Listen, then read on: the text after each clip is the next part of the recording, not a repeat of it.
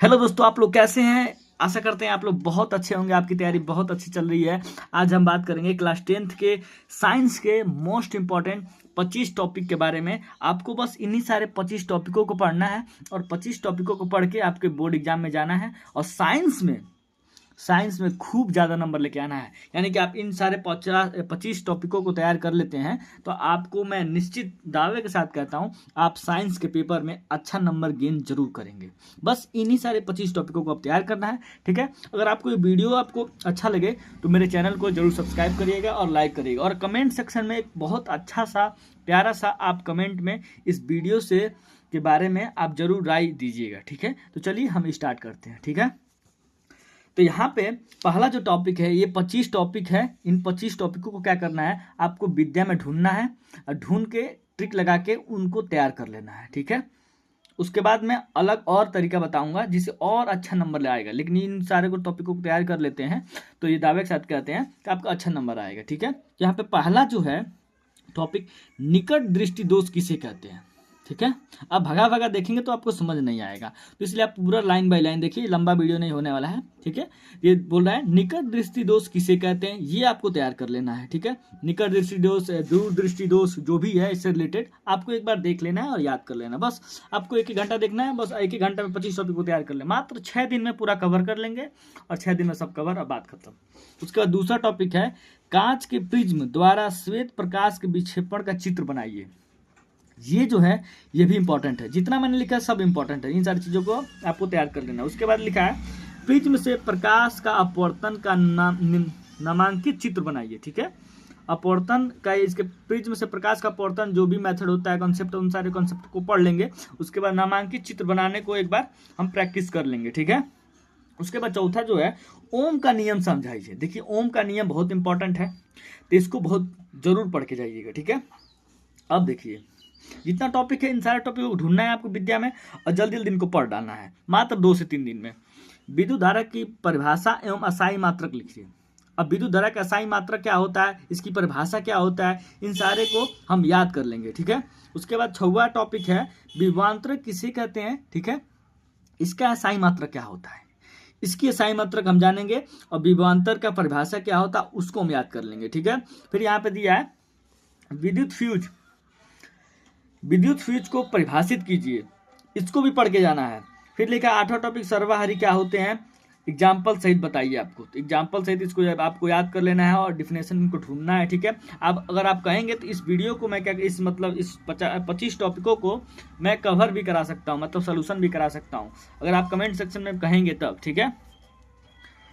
उसके बाद लिखा है 10वां टॉपिक लिखा है, हाँ ये लिखा है, सोलर कुकर के उपयोग में लाभ, इसको तैयार कर लेना है। फिर 10वां टॉपिक है, परितंत्र किसे कहते हैं। उसके बाद परितंत्र किसे कहते हैं, इसको भी तैयार कर लेना है। अम्ल वर्षा किसे कहते हैं, इसको भी पढ़ के जाएंगे आप। उसके बाद गैलोनीकरण को परिभाषित कीजिए। आपको दिख नहीं रहा है, थोड़ा ऊपर कर दे रहे हैं। अम्ल वर्षा किसे कहते हैं, ठीक है। उसके बाद गैलोनीकरण, गैलोनोमीटर, हाँ गैलोनीकरण नहीं है, गैलोनोमीटर को परिभाषित कीजिए, ठीक है। उसके बाद लिखा है, किसी चालक का प्रतिरोध किन कारकों पर निर्भर करता है, 2 उदाहरण दीजिए। 2 उदाहरण देना है। जो यहाँ पे ये जो 13 नंबर का क्वेश्चन है, कह रहा है किसी चालक का प्रतिरोध किन कारकों पर निर्भर करता है, और इनका कोई 2 उदाहरण आपको एग्जाम्पल में बताना है, ठीक है। उसके बाद 14वां टॉपिक जो है, शाकाहारी से क्या समझते हैं, उदाहरण दीजिए। शाकाहारी से आप क्या समझते हैं उनके बारे में लिखना है और आपको उसका उदाहरण भी देना है, ठीक है। उसके बाद 15 जो टॉपिक है वो कह रहा है, 4 पादप हार्मोन्स के नाम और कार्य लिखिए, ठीक है। अगर देखिए आपको एग्जाम में कुछ नहीं आ रहा है ना, तो आप क्या करिए ना, इन सारे चीज़ों को पढ़े रहेंगे ना, तो आपको जोड़ जोड़ के लिखना आएगा। क्योंकि देखिए कोई भी एग्जाम देने जाता है तो उसको पूरा परिपूर्ण तरीके से याद नहीं रहता है, वो आखिरकार बाद में उसे जोड़ जोड़ के लिखना स्टार्ट कर देता है। तो आपको पहले से जोड़ना हर चीज़ आना चाहिए, जोड़ने का तरीका आपको पहले से आना चाहिए। जोड़ने का तरीका मतलब ये है कि उसी से रिलेटेड आप जोड़ जोड़ के लिख दीजिए, ठीक है, तभी भी आपको नंबर मिल जाए। क्योंकि जब एग्जामिनर जब कॉपी चेक करते हैं तो ये जरूरी नहीं है कि एकदम स्टेप बाय स्टेप वाइज जल्दी, क्योंकि एक ही कॉपी नहीं रहता है उनके पास, बहुत सारे कॉपी रहते हैं, उनको जल्दी जल्दी चेक करना होता है। उनको एक कॉपी पे पैसा भी मिलता है, तो इस हिसाब से वो जल्दी जल्दी चेक करते हैं, ठीक है।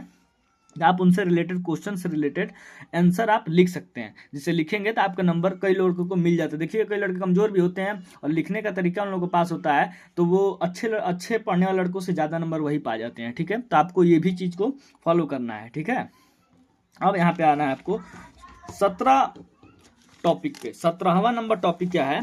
17वां नंबर टॉपिक ये है हाइड्रोकार्बन क्या है, हाइड्रोकार्बन क्या होता है उसके उदाहरण से समझाना है। ठीक है, तो इसको भी आप पढ़ लेंगे। उसके बाद आप आएंगे 18वें टॉपिक पे। 18 नंबर जो टॉपिक है कह रहा है 2 धातुओं का नाम बताइए जो मुक्त अवस्था में हो। ठीक है, इनको आप पढ़ लेंगे। उसके बाद 19 जो टॉपिक है वो कह रहा है मानव मस्तिष्क के कोई 3 कार्य लिखिए। ठीक है, ये देखिए हमेशा 7-8 नंबर में आता है, तो इसको जरूर पढ़ के जाएंगे। ठीक है, उसके बाद एल्कीन एवं एल्काइन की परिभाषा क्या होती है इसको बताना है। ठीक है, उनके एक एक उदाहरण भी देना है। जो 20 वाला टॉपिक है ये, यदि आपको बताना है कमेंट सेक्शन में एल्किन का फार्मूला क्या होता है और एल्काइन का फार्मूला क्या होता है, और इनका आप एक उदाहरण भी जरूर बताइए। देखते हैं कितने लोगों को पता है, कितने लोगों को नहीं पता है। कम से कम इतना पढ़ते होंगे तो इतना तो पता ही होगा एल्किन का फार्मूला क्या होता है और एल्काइन का फार्मूला क्या होता है। आप कमेंट में जरूर बताइएगा। ठीक है, फिर 21वां टॉपिक जो है प्रकाश संश्लेषण किसे कहते हैं, ये आप जरूर पढ़ के जाइए। प्रकाश संश्लेषण में कौन सी क्रिया होती है और कौन से उसमें अभिकारक आपस में अभिक्रिया करते हैं, आपको अगर पता हो तो कमेंट सेक्शन में इसको भी बताइएगा। देखते हैं कितने लोग बता पाते हैं, कितने लोग नहीं बता पाते हैं। फिर लिखा है मस्तिष्क के मुख्य भाग क्या है, मस्तिष्क के मुख्य भागों को पाठ को लिखना है। उसके बाद उनके कार्यों को लिखना है, विभिन्न कार्य जो होते हैं उनको बारे में बताना है आपको। ठीक है, उसके बाद कह रहा है 23 में आईपीएससी नामकरण।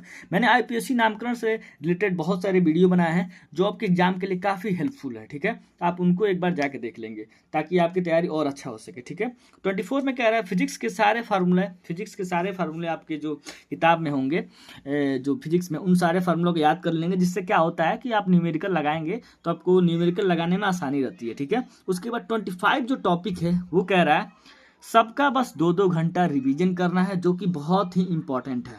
ठीक है, और नीचे लिखा गया है बेस्ट ऑफ लक, जो आपके एग्जाम के लिए मैंने अपनी तरफ से दिया है। ठीक है, और जो भी कमेंट में एल्किन और एल्काइन का फार्मूला बताएगा तो मैं स्पेशली उनके लिए मैं बताऊंगा, कहूंगा कि आपका जो आंसर है सही है, मैं उनके लिए स्पेशली जवाब दूंगा। ठीक है, तो आप ऐसा जरूर बताइएगा कि कमेंट सेक्शन में देखते हैं कितने लोगों को पता है, कितने लोगों को नहीं पता। आशा करते हैं आपको ये जो बताया 25 टॉपिक ये आपके लिए हेल्पफुल होगा। ठीक है, अगर ये वीडियो आपको अच्छी लगी होगी तो मेरे चैनल को जरूर सब्सक्राइब कीजिएगा, क्योंकि मेरे 1000 भी सब्सक्राइबर नहीं है। अगर आप एक सब्सक्राइब दे देते हैं मुझे तो काफ़ी मेरे लिए अच्छा रहेगा, क्योंकि मैंने 2024 में ये चैनल स्टार्ट किया है। तो मेरे लिए भी एक सब्सक्राइब दे देते तो मुझे भी मोटिवेशन मिल जाता। मैं आपके लिए मेहनत कर रहा हूँ तो आप मुझे लाइक और सब्सक्राइब दे देते तो काफ़ी अच्छा रहता। आशा करते हैं कि आप ज़रूर मुझे लाइक और सब्सक्राइब देंगे। ठीक है, मिलते हैं नेक्स्ट वीडियो में। जय हिंद, जय भारत।